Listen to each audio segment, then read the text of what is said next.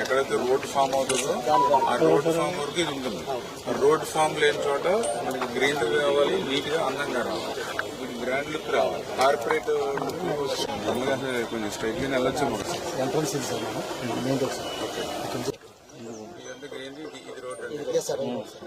First black వరకు అదే pharmacy vehicle కూడా వస్తుంది.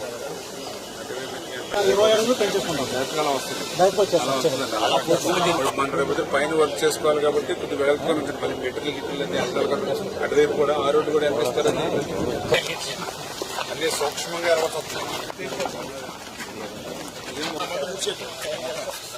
చెప్తున్నాను. అన్నెసరీగా ఖర్చు పెట్టి ప్రతి రూపాయి కూడా నీకు బిల్ పెడతాకలేదు చెప్తున్నాను. దాని పక్కన గార్డెన్ లేకపోతే వెహికల్స్ టర్న్ మూవ్మెంట్ ఉంటుంది కదా. 20 feet లేకపోతే మీకు వెహికల్ వెళ్ళి వెహికల్ రావాలి కదా. నేను మధ్యలో చిన్న డివైడర్ పెడతారు. 20 feet కన్నా ఎక్కువ ఉంటుంది. అటు 10 పెట్టి మధ్యలో 2 feet డివైడర్ పెట్టకపోతే మళ్ళీ ఇబ్బంది వస్తుంది. మళ్ళీ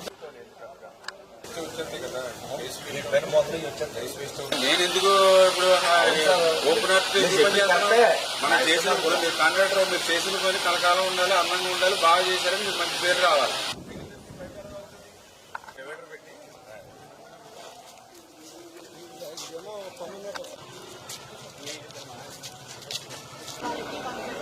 గత 5 సంవత్సరాలు అధికారం కోల్పోవడంతో 20 సంవత్సరాలు వెనక్కి ఏ రకంగా అయితే ఈ రాష్ట్రం పోయిందో అదేవిధంగా మన పాలకులు కూడా అదే రకంగా 20 సంవత్సరాల వెనక్కి వెళ్ళిపోయినటువంటి పరిస్థితి మనకు అడుగడుగున కూడా కనిపిస్తూ ఉంది. అందులో ఉదాహరణ ఏదైతే ఇప్పుడే మనం చూసాం, ప్రభుత్వ ఆసుపత్రి ఆ రోజు 12,60,00,000 రూపాయలు నిధులు తెచ్చి సంవత్సరంలో పూర్తవ్వాల్సినటువంటి ఆ 100 పడకల ఆసుపత్రి మరి 5 సంవత్సరాలు పూర్తయినా అవ్వకపోవడం అటుంచి చేసినటువంటి పనులు కూడా ఉపయోగకరంగా లేకుండా ఎక్కడ కూడా లెవెల్స్ కానీ ఏదైతే ప్లంబింగ్ వర్క్ కానీ అన్నీ కూడా నిరుపయోగంగా ఉన్నటువంటి పరిస్థితి. అసలు పనులు చేయకపోయినా పోనీ ఖచ్చితంగా క్వాలిటీతోటి ప్రజలకు ఉపయోగపడేటువంటి విధంగా చేసుకునేవాళ్ళం.